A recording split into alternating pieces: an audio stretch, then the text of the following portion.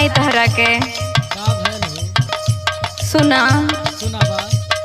केकरा खातिर रूपवा सवारी राजा मोर परदेस चली गए।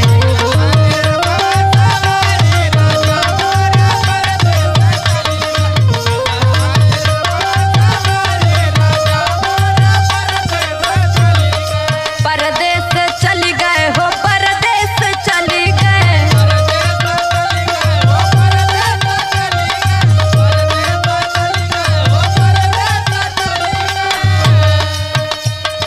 के हमर नजर उतारी राजा मोर परदेस चली गए।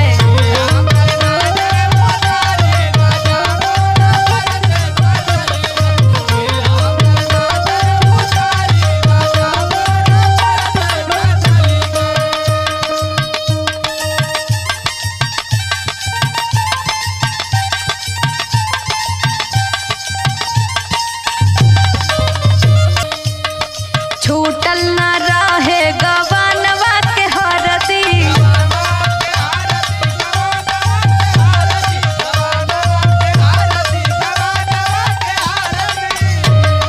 और सुना का कहले टेंशन न ली हमोर प्यारी। टेंशन न ली हमोर प्यारी राजा मोर परदेस चली गए।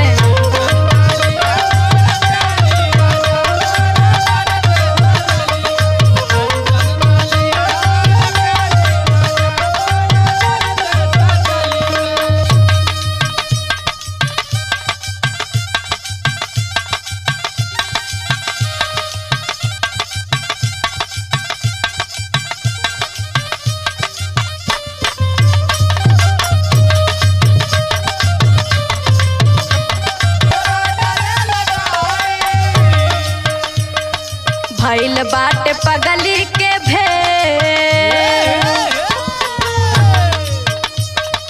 भइल बाटे पगली के भेष राजा मोर परदेस चली गए।